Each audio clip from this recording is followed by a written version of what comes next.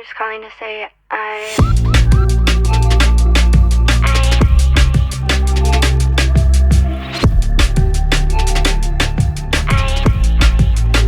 just calling to say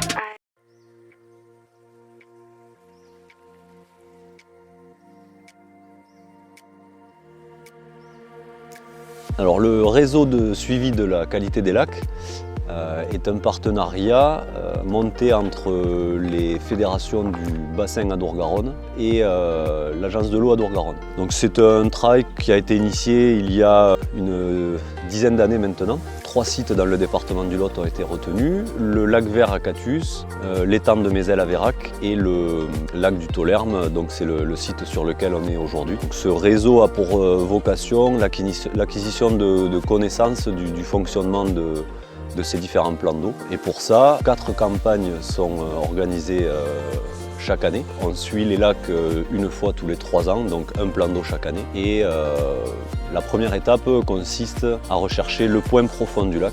Donc pour ça, en fait, on réalise une bathymétrie complète de chaque site.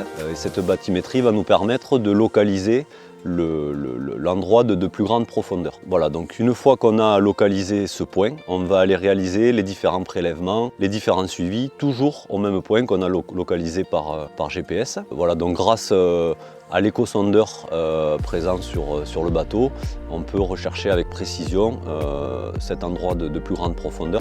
Donc aujourd'hui sur le Taulerme, c'est un site qui se trouve à une trentaine de mètres du barrage et on est en fonction des années entre 10 et 11 mètres au plus profond.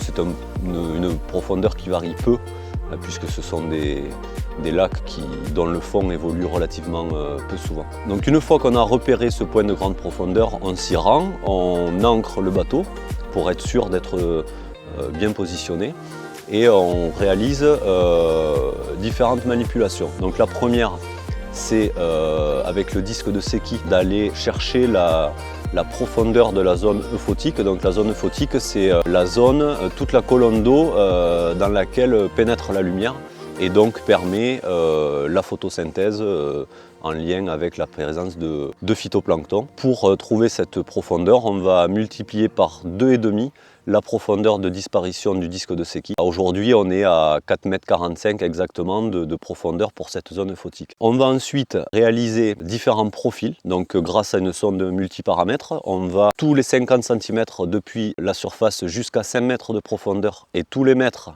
de 5 mètres jusqu'au fond, mesurer et noter la conductivité, le pH, la température, le taux d'oxygène dissous et la saturation en oxygène. Et le report de ces points sur des graphiques tout simples nous permet de voir comment évoluent ces différents paramètres. Voilà, donc ça c'est la première manipulation qui pose aucune difficulté particulière, si ce n'est qu'il faut avoir une sonde calibrée régulièrement pour être sûr que les capteurs soient toujours dans leur bonne gamme de fonctionnement. Une fois qu'on a réalisé ces profils, on va aller prélever de l'eau, là aussi à différentes profondeurs.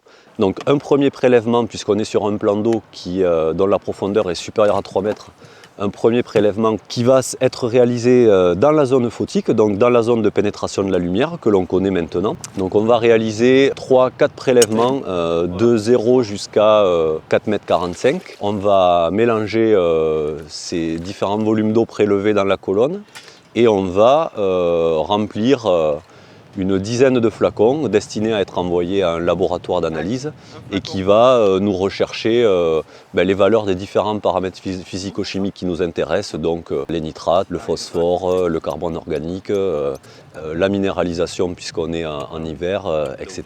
Et on va également réaliser un prélèvement du phytoplancton grâce à un filet qui est dédié à cette manipulation. Et ce prélèvement de phytoplancton va être envoyé à un deuxième laboratoire qui est chargé de nous faire une analyse qualitative et quantitative du phytoplancton. Donc qualitative, c'est-à-dire essayer de dresser la liste d'espèces la plus exhaustive possible présente dans ce milieu, et quantitative pour essayer donc de quantifier des biovolumes, c'est-à-dire la quantité d'organismes phytoplanctoniques par volume d'eau connu. Une fois qu'on a réalisé la totalité de ces manips dans la zone photique, on va ensuite réaliser un prélèvement dit de fond. Donc on est exactement à 2 mètres du fond pour pas non plus aller prélever une zone qui serait trop influencée par ce qui se passe au niveau des eaux interstitielles, c'est-à-dire à l'interface entre l'eau et le sédiment. On va recommencer les prélèvements d'eau. Donc là aujourd'hui on va être à 8,45 m exactement. On va réaliser 3-4 prélèvements aussi pour aller remplir une autre série de bidons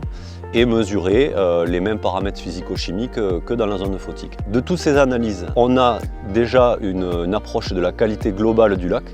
Donc on a des eaux qui sont classées de très bon état à un état médiocre avec 4-5 classes. Et on a surtout aussi des informations sur les variations qui peuvent exister d'une saison à l'autre, notamment sur la température qui va conditionner le taux d'oxygène dissous dans l'eau, qui est un des paramètres structurants de tout ce qui va être vie aquatique et vie piscicole dans le lac. Sur un site comme celui-là, aujourd'hui au Taulerme, certains étés, notamment les étés très chauds et très secs, on peut avoir une anoxie, donc une absence totale d'oxygène, en dessous 3,50 m de hauteur d'eau jusqu'au fond.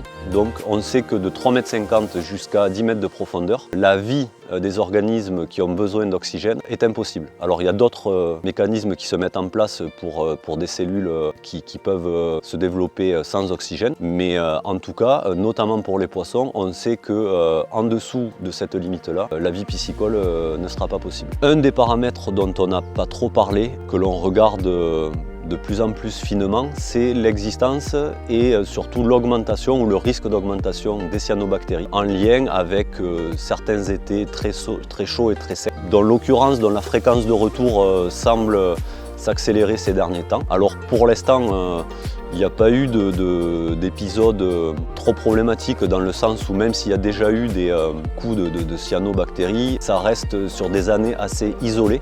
Ce qu'il faut à tout prix éviter, c'est que ça devienne trop récurrent. Donc on est particulièrement vigilant sur l'évolution de ces organismes-là. À la fin de chaque année de suivi, donc à l'issue des 4 campagnes, une fois que tous les résultats des analyses ont envoyés et reçus par la fédération, un rapport est rédigé à destination des gestionnaires, des partenaires, ce qui permet, lorsqu'il y a des modifications de gestion à amener au site pour améliorer le fonctionnement général, de prendre un certain nombre de décisions, toujours bien sûr en partenariat avec ces gestionnaires.